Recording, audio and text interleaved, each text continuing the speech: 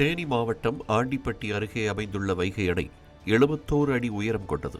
சுமார் 10 சதுர கிலோமீட்டர் பரப்பளவில் அமைந்துள்ள நீர்த்தேக்கத்தில் அணை முழு கொள்ளளவை எட்டும் போது சுமார் 6091 மில்லியன் கன அடி தண்ணீரை தேக்கி வைக்க முடியும்.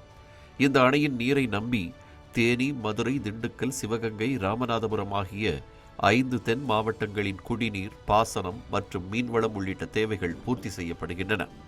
அதே நேரத்தில் வைகை அணை நீர்த்தேக்கம் ஏராளமான நுண்ணுயிர்கள், சிப்பி, நண்டு, நத்தை, கிளிஞ்சல், பாசி உள்ளிட்ட நீர்வாழ் உயிரினங்களுக்கும் முக்கிய வாழ்விடமாக இருந்து வருகிறது.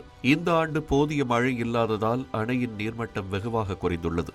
ஆண்டின் தொடக்கத்தில் சுமார் 20 அடியாக இருந்த நீர்மட்டம் தற்போது மிக குறைவாகவே இருக்கிறது. இதனால் நீர்த்தேக்கத்தின் பெரும்பாலான பகுதிகள் வறண்டு மணல் மேடுகளாகவும் பாறை பகுதிகளாகவும் காட்சியளிக்கின்றன.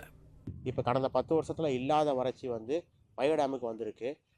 போன வருஷம் இதே மாதம் வைகை டேமில் இருந்த நீர்த்தேக்கத்தை விட இப்போ பாதியாக குறைஞ்சி இருக்க நுண்ணுயிர்கள், அதாவது சிப்பி, அந்த நத்தை, இந்த மாதிரிலாம் செத்து போய் கிடக்கு.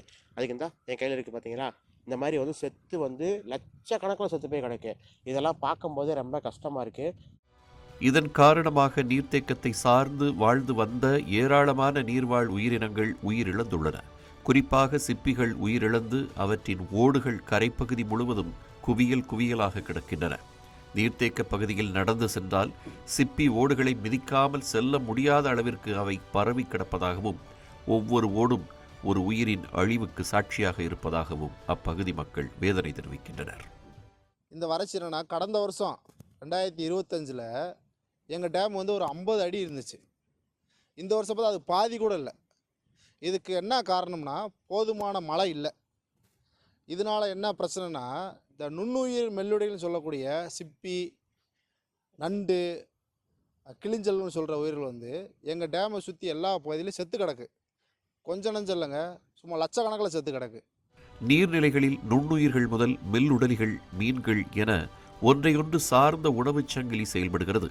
இந்த உயிரினங்கள் நீர்நிலையின் இயற்கையான சமநிலையையும் நீரின் வளத்தையும் பாதுகாப்பதில் முக்கிய பங்கு வகிப்பதாக சூழலியல் ஆர்வலர்கள் தெரிவிக்கின்றனர். இந்த உணவு சங்கிலி அந்த மீன்களுக்கும் முக்கியமானது. மீன்களுக்கு மட்டும் முக்கியதான்னு சொல்லி பார்த்தா கண்டிப்பாக இல்லை. மனித உயிரினங்களுக்கு மிக அடிப்படை ஆதாரமாக இருக்கிறது அந்த தண்ணீர் தான். அதை ஆரோக்கியமானதாகவும் நல்ல ஒரு நீர்நிலையாகவும் வச்சிருக்கக்கூடிய தகுதி அந்த நுண்ணுயிர்களுக்கு தான் இருக்குது. அவைகள் முற்றிலும் அழிந்து போனதுனால இந்த தண்ணீர் பாதுகாப்பானதாக இல்லாமல் போகிறதுக்கான பேரபாயம் ஏற்பட்டிருக்கு. எனவே வரும் காலங்களில் ஒரு சொட்டு தண்ணீரை திறந்து விடும்போதும் அரசு இந்த நுண்ணுயிர்கள் பற்றியும் அக்கறையோடு இருந்து கவனித்து செயல்படணும். எதிர்காலத்தில் அணையின் நீர்வளத்தை பாதுகாப்பதோடு நீர்த்தேக்கத்தின் இயற்கையான சூழலையும் அதனை சார்ந்துள்ள நுண்ணுயிர்கள் மற்றும் நீர்வாழ் உயிரினங்களையும் பாதுகாக்க தமிழக அரசும் பொதுப்பணித்துறை அதிகாரிகளும் உரிய நடவடிக்கை எடுக்க வேண்டும் என்று சூழலியல் ஆர்வலர்கள் கோரிக்கை விடுத்துள்ளனர். தமிழ் ஜனம் செய்திகளுக்காக ஆண்டிப்பட்டியிலிருந்து செய்தியாளர் பாலமுருகன்.